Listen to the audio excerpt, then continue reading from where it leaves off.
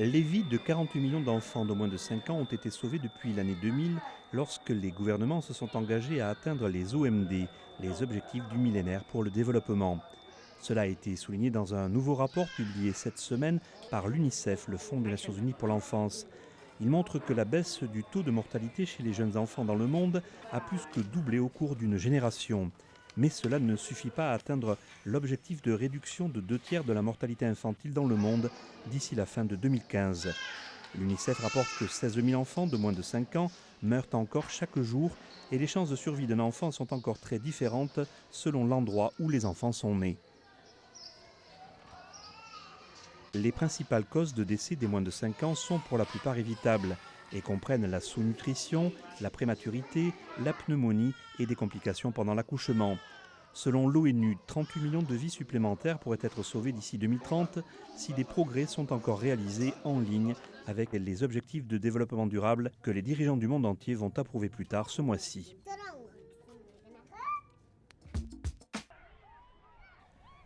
Alors que des milliers de réfugiés et de migrants continuent d'arriver en Europe, les responsables de l'ONU ont renouvelé leur appel aux États de répondre de façon responsable et sans cruauté à l'afflux croissant. Peter Sutherland, le rapporteur spécial de l'ONU sur les migrations, a souligné la nécessité d'une approche commune à la crise en estimant que les réfugiés doivent avant tout être traités comme des êtres humains. Nous devons mettre en place un système qui les traite avec dignité. Beaucoup d'entre eux vivent dans de terribles conditions qui sont à la limite de la persécution.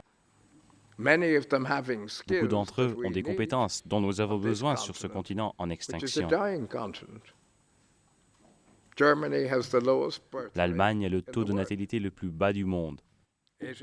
En fait, en Italie, en Espagne et dans toute l'Europe, il y a et il y aura une forte demande de main-d'œuvre.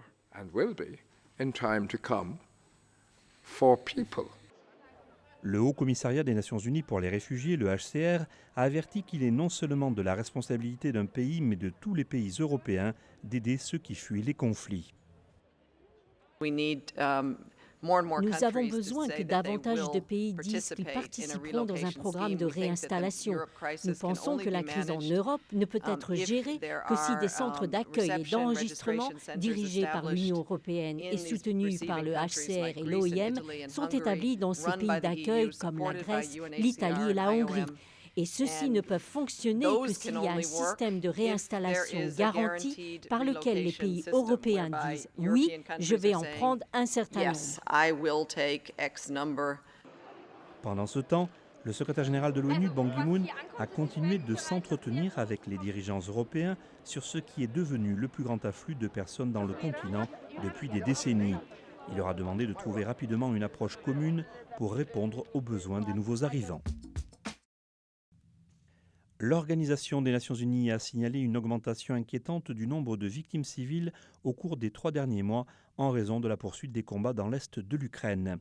Selon le dernier rapport de la mission de surveillance des droits de l'homme des Nations Unies en Ukraine, le nombre de victimes civiles a plus que doublé au cours de la période entre le 16 mai et le 15 août par rapport aux 3 mois précédents. Au total, près de 8000 personnes ont perdu la vie dans l'est de l'Ukraine depuis le début du conflit en avril 2014. Gianni Magazzini, du Bureau des droits de l'homme des Nations Unies, a souligné la situation critique dans laquelle se trouvent beaucoup de gens. Sur le terrain, vous pouvez être confronté à des gens qui viennent dans votre propre appartement, prennent votre fils, votre fille, votre femme ou vous-même. Vous vous retrouvez en détention pendant plusieurs mois, voire torturé ou exécuté. Donc cela est une situation très dramatique. Enfin, l'ONU souligne que davantage doit être fait pour protéger les civils et mettre un terme aux hostilités, conformément à un accord de cessez-le-feu signé plus tôt cette année.